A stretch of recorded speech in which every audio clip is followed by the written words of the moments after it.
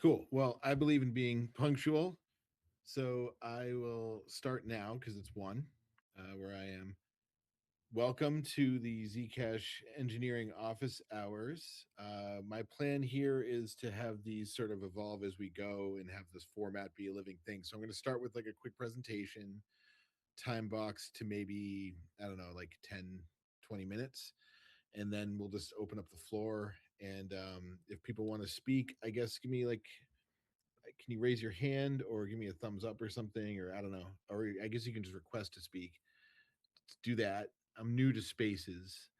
And then I pinned the first slide of the whole talk here and the so-called nest of the spaces above. And you can just follow along because there's no screen sharing here. So let's get going. Zcash Privacy 101. So we ran a poll, or I ran a poll, and we said, what do you want to talk about? Among other topics, Privacy 101 was the top topic, and that's just as good a topic for a first office hour session as any. So let's go through that. The whole TLDR of Zcash's privacy setting, privacy guarantees here is shield your ZEC. And then we're going to go into why. Why is shielding unique in the ecosystem, and why is it important and all that stuff. The privacy assumptions here are cryptographic. So if you shield your funds and stay within the shielded pool, then an observer cannot reliably link your financial activity back to your identity.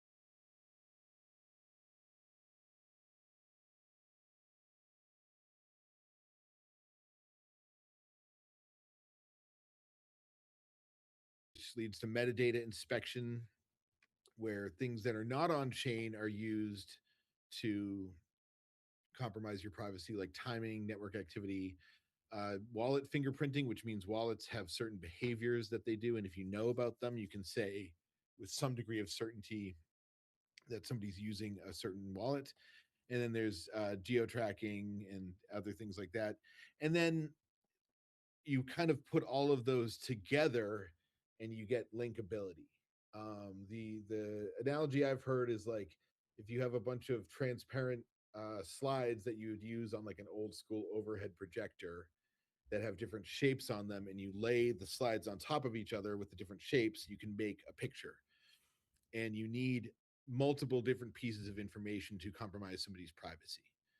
Um, so that we go to the slide that says Zcash is not, it's not security by obscurity, which was the original Bitcoin claim, where we have this long string of numbers and a sea of other long string of numbers. You have no idea how to find it. Or another example is like an IPFS hash. They're hard to derive directly, and they look the same, but they're not really private. And if certain ways around things, or if you just know the hash, you can just you know you have it. It's not purely a security by anonymity set, nor is it a mixer. So there is a shielded pool which has a number of shielded coins and a number of shielded participants and a number of shielded transactions, but that alone doesn't make it what that's not what makes Zcash special. What makes Zcash special are the ZK snarks encryptions and the fact that within that shielded pool, all those transactions have sort of the same shape with a commitment and a nullifier and a bunch of the encrypted data, and eventually um, over time and over transaction volume it grows. So it's like a security by anonymity with encryption over time. It's not network level private by default, but it works very well with Tor, NIM, Tailscale, etc. It's just a really simple TCP protocol on the network layer. But that alone doesn't protect you. You have to use another tool, which is why you see wallets like Zashi and Zingo, um, you know, use Tor. And then it's not globally private. There is a transparent pool with Bitcoin level visibility, aka everything's visible. This has advantages.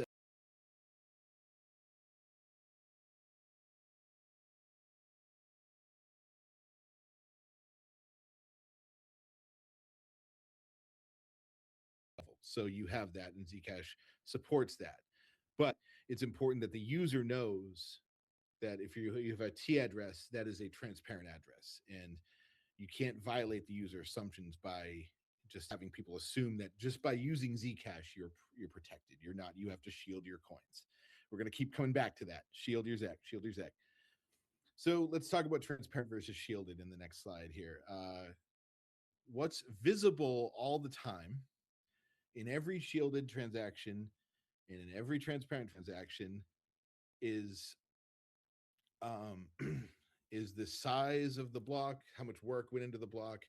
There's transaction level data that's visible in every transaction, like the transaction fee, the size of the transaction, the number of so-called actions in the transaction. Those are all visible, and even the shielded transactions. But what is hidden in a shielded transaction are the sender, the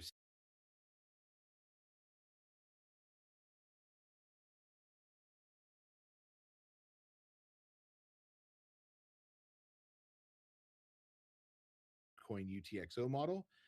And then if you see a Z or a U address, that is a shielded transaction, which uses something called notes, which is a, among other things, commitment, which is your encrypted zero knowledge proof, and the nullifier, which is your spend proof or your spend key or whatever. It's not, it's a nullifier, it's its own thing, but it's a cryptographic proof of spent funds, kind of like a UTXO, but very different in certain ways.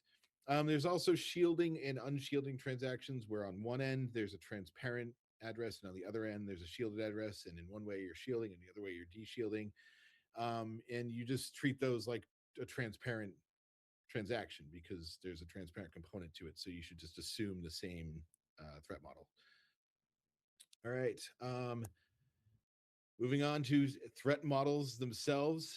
Again, I have all these pinned to the space, and you can scroll through along with me because there's no screen sharing. So I'm on the threat models. Know your counterparty. That's cliche in crypto, but I love it because it's true, as a lot of cliches usually are. Know who you're dealing with and know what their intentions are and know what they want from you. So there's a bunch of different counterparties and therefore threat models that you can look at. So there's the chain analyst, chain analysis, or just a casual observer, or a skilled person, or even up to Arkham, which we'll get to. Their job is to correlate public data, but also off-chain data like social media posts, look at reused addresses, look at shielding and unshielding patterns and things like that, and sell that data to somebody. Um, and again, what the shielding protects you is who paid who and how much. And they cannot see that, not even Arkham, despite what they claim. They did not unshield any transactions. They did not break the shielded pool. They just were clever about how they looked at those unshielding and shielding transactions. But the shielded pool remains strong in the light of Arkham.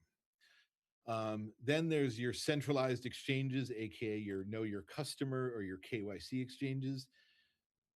They know your identity because they have to, and they can link any activity on their exchange to your identity, including your transaction history, your IP address, your device fingerprinting, your browser fingerprinting, things like that. You just assume that that is a radioactive place that you need sometimes because you need to on and off ramp, but just treat it as this, kind of dangerous area. Don't hang out in the exchange. Don't, if they offer you, I don't know, wrapped shielded ZEC staking for 20%, don't do it. Just get off there and shield your ZEC as soon as possible, as much as possible. Then there's the decentralized exchanges, which is a new thing that popped up over the last, I don't know, year or so, maybe even months. We have Near Intense, which is kind of like an exchange, although Intense are kind of different. We had Maya, we had Thorchain, there's Solana. All these things are popping up. If they require transparent addresses, your best move here is just to assume this centralized exchange threat model, because what you have is a transparent address linking to your cross-chain withdrawal address, your Ethereum address or whatever you're swapping to. So just assume that same threat model and do what you need to do, or get your Ethereum or whatever, and move on. And then once you're in transparent blockchain world, which is kind of anything besides Zcash, you're just back to the Bitcoin level assumptions anyway. There's also a new proliferation of shielded dexes, which accept shielded withdrawal amounts or shielded deposit amounts even. And those are cool. And what you have there is a little bit better of a privacy assumption, but it's similar to a turnstile, if you're familiar with those, where you have shielded addresses, but the amount that's moved between cross chain is exposed. So just keep that in mind. People are generally comfortable moving between the shielded pools via turnstile, and people are generally comfortable going shielded to shielded in a DEX.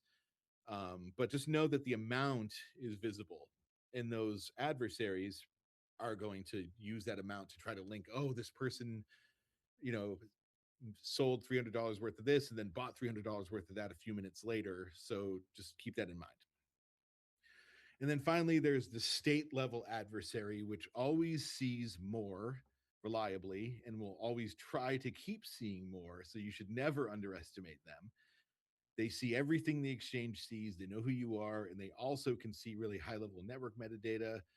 They're, anybody can compromise infrastructure, but they are very good at compromising infrastructure, and they can apply legal pressure to companies to say, hey, Block Explorer, who looked up this address, or who scanned for this block or whatever. They can just get IP addresses from people. They can get KYC information from people that you trusted with that information. So just never underestimate a state level adversary. I think that's my one, crusade, is that they're, you haven't thought enough about what a nation level attack would even look like. And you need beyond Zcash interventions here.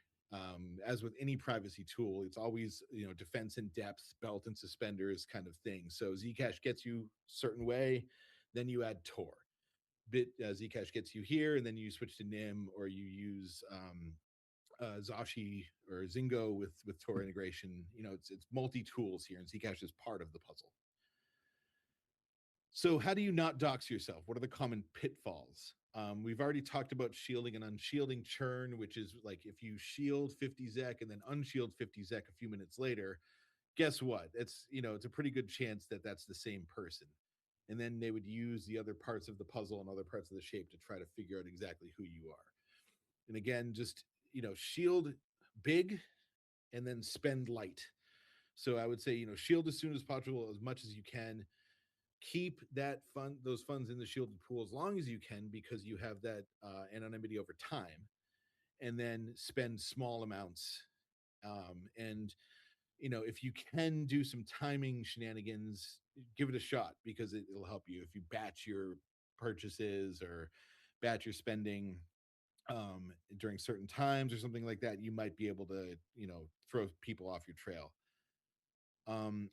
Then if you have to use an exchanges, just remember that you're giving the adversary an easy link back to your identity with your transparent withdrawal address. So don't reuse them, and assume the risk if you need to swap to and from fiat, because you do, because everybody does. And just remember,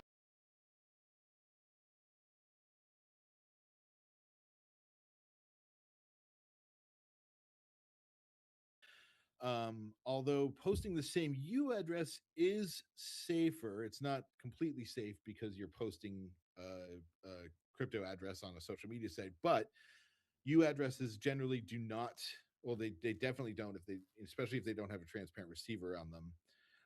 Don't link your entire financial history back to people, because it's a shielded address and you don't have that information. that's the cool thing about the cryptography in Zcash is that the information just doesn't exist. It's not something that they can uh, they can just find by looking carefully.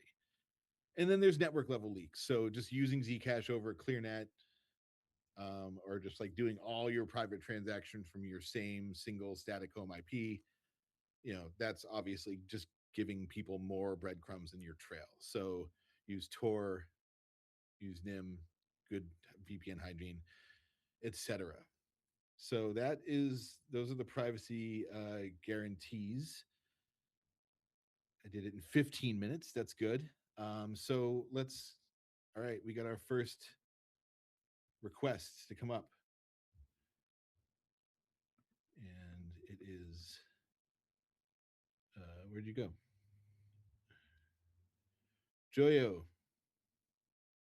You with us? Hey, how you doing? Good. Thanks for having me up. Yeah. Thank you for coming. Yeah, I found your space and followed you from I think Zcat. One of the other accounts was in here, so I'm glad I found you during this talk. Yeah. Um, so thanks for letting me up. I know it's dangerous to let up, strange new followers. Um, I had a quick question as I just started getting into Zcash. Very familiar with Bitcoin, interested in privacy. I'll go through your slides, so I'm not against doing my own research. But when you were talking about transparent and then shielded addresses, outside of PP, uh, you know, uh, like buying from somebody or other methods, if you are going to use an exchange, is it my understanding that I have to, no matter what, land it on an unshielded address, then shield it?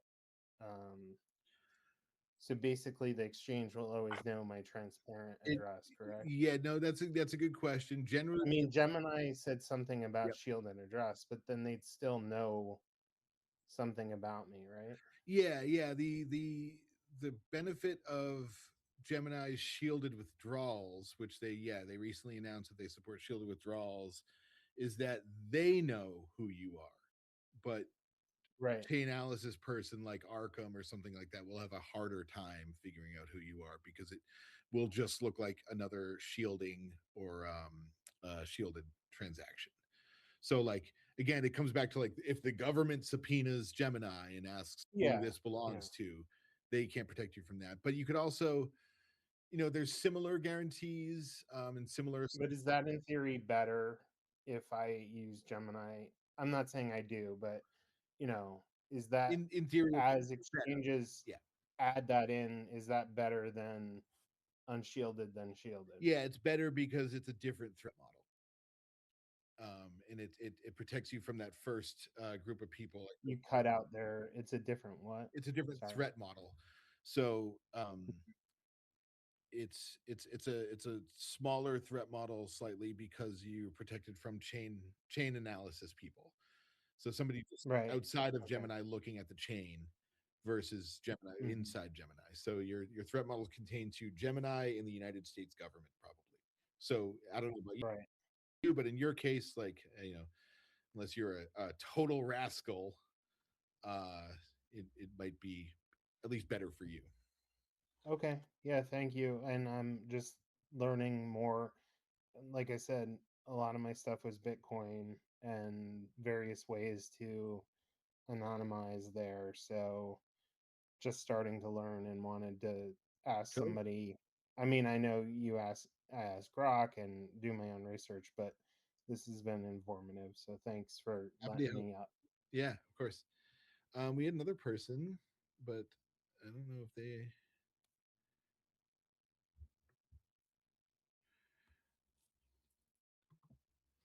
Is that person me? Yes, Khan, welcome. Cool, thanks. Thanks for doing this, Mark.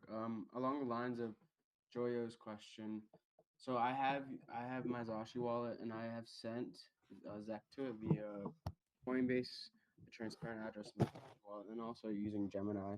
If I want to kind of just have, I don't want my transparent address to be out there at all, but I feel like that at this point that's the cat's out of the bag.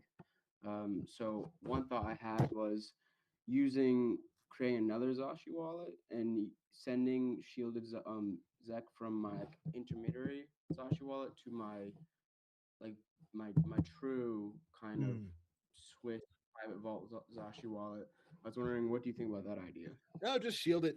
If you have Zaushi's going to bark at you to shield your transparent Zec anyway, and it makes no difference whether you shield it from that address or shield it and then resend it or send it to a new thing. You just don't reuse that T address ever again if you can avoid it. That's the whole thing. So they already know that you withdrew from Coinbase to that address, right? Like you said, the cat's out of the bag. And then they'll know either one way or another, they'll know that you shielded that Zec from that T address. But that's all that they can know, right? So you're done.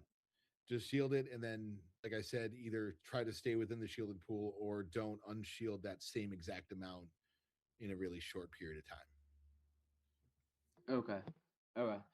So yeah, I guess there's the paranoid side of me that's like, my transparent address for my Zashi wallet's out there. This is this is technology that states and other actors really may not like in the future as it becomes more popular, and have sending it shielded Zec from one Zashi wallet to another Zashi wallet that is shielded is in a way like making it so that it's like impossible for anyone to really. But it sounds like that's a bit unnecessary. Yeah. I think you get the same privacy either way. But it's not, you're not the only person in the world that's, sent Zach from Coinbase, so it's not the end of the world yet, right? So yeah, the best thing you can do is shield and wait. Yeah, I Okay. think our brains, sorry, Khan. What I think our brains are confused when we're starting to learn this is you think that intuitively that there's some breadcrumb from your unshielded to shielded.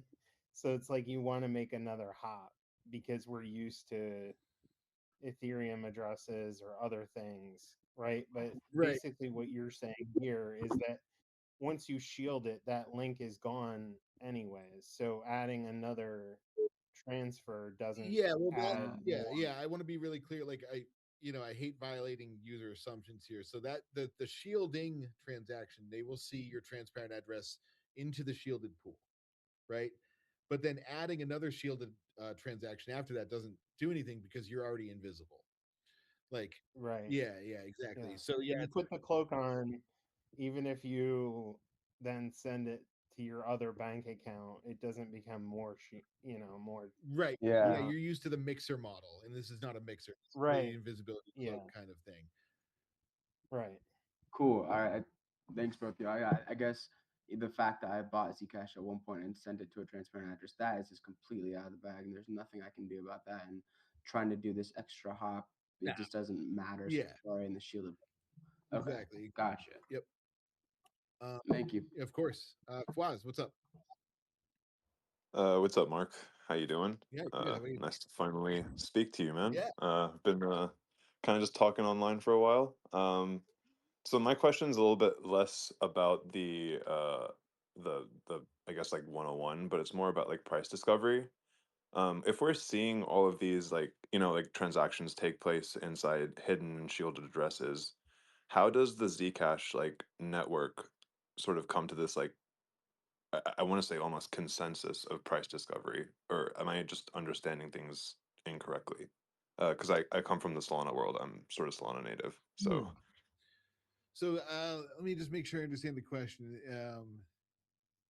Like you mean price discovery as in, for example, the USD to like ZAC USD price?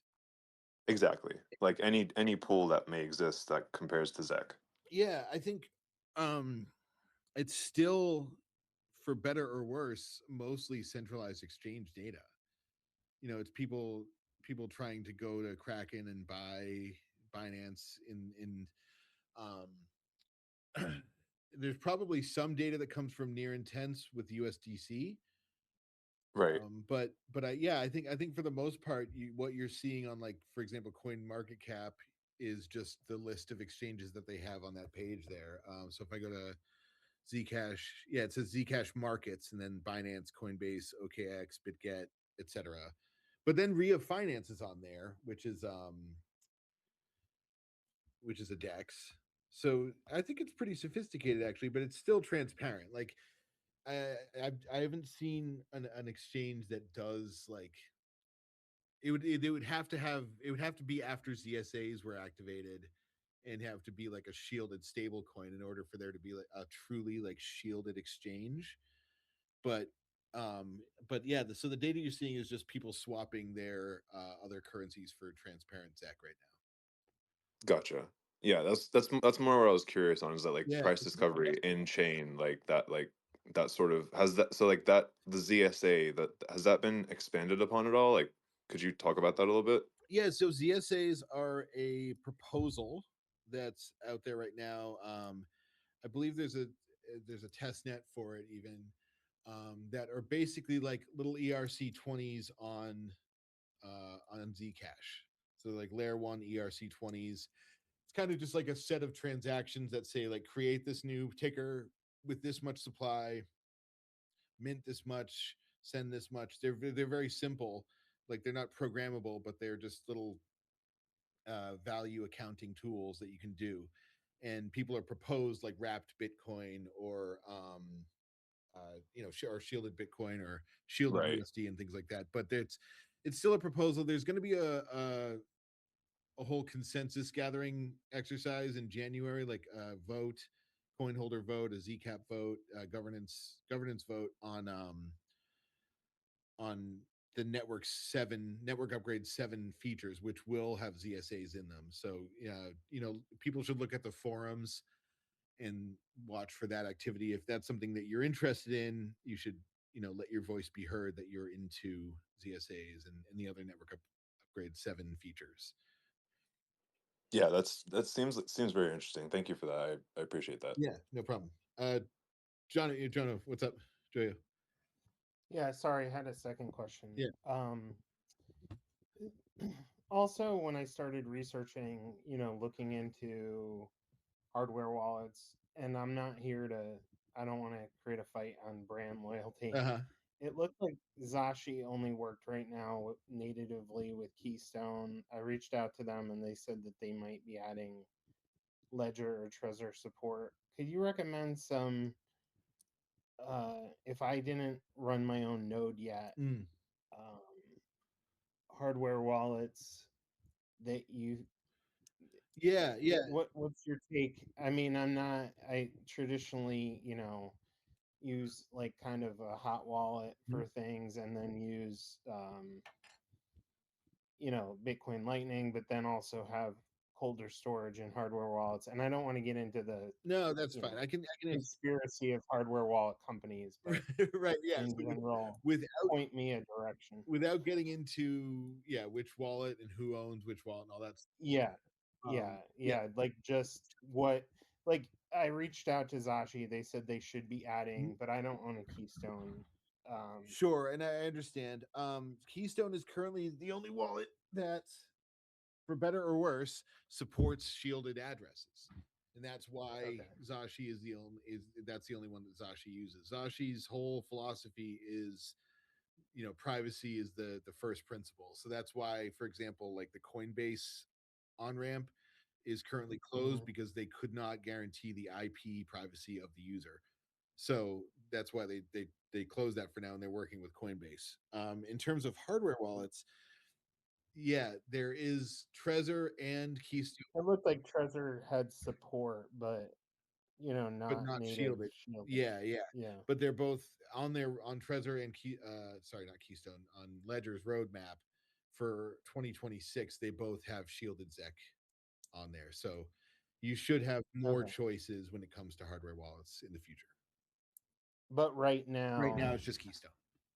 there's not some backdoor that people are doing somehow, like Sparrow Wallet. Oh, Sorry, I know that um, I know I'm talking Bitcoin on a Zcash oh space. no, I'm just you're fine. trying to You're fine. You're fine. It's translate. I look, I can neither confirm nor deny the existence of a backdoor in the Keystone wallet. My assumption is that there is not one. Oh no, no, not Can't prove- backdoor. What I meant is there's no, yeah, no, I'm not talking. Yeah. There's not some software wallet that I was missing that was Oh, like, oh yeah, no. it hooks up to Trezor this way. My research was correct that right now it's Keystone.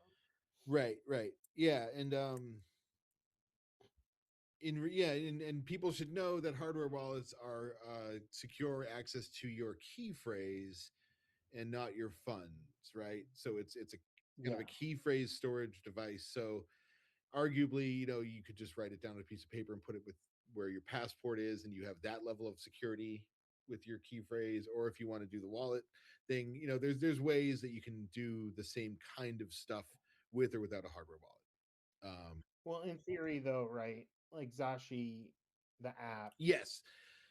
could be more like if you're typing something into a internet Right. device, Yes. Yeah. Good point. could be more.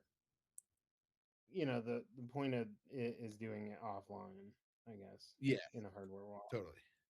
Okay. Cool. All right, thank you. Of course. Yeah.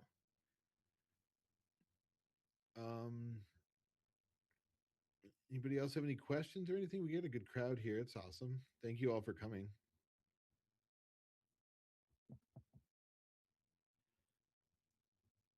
All right, cool. Well, if that's all, then I guess we'll just call it a day. And what I'll do is I'll make another poll either today or tomorrow for the next office hours. I'd like to do this every Tuesday if we can. So I'll poll people for topics, and people should vote on that. And then I'll make another little slideshow, and we'll just keep going like this. This seemed like it worked out pretty well. Um, and I'll just give a few more minutes as people trickle out of here if people want to raise their hand again or ask more questions. I also want to really thank Zcash Brasil, Mine, Zcash, Michael 2XL, Yogi's down there. Sorry if I'm missing anybody else, but they really stepped up and decided to record and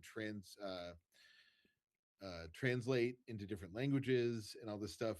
And the ZKAV Club, they're all awesome. You should all follow them and thank them for their support on this. It's super cool. They really I'm stepped glad up. I found you randomly. I think one Yeah. of the bigger accounts was in here. I don't know. It was some Zcash bigger account. So it's the algorithm is sometimes hard. So Yeah, right on. yeah. Thank you for having Yeah, the space. no problem. And again, I'm Mark. I work for Shielded Labs, and I am working on Crosslink and dynamic fees right now. And we're also working on Okay. the sustainability mechanism. So thank you all. And like I said, I'll keep the space open for another few minutes, and see you next week.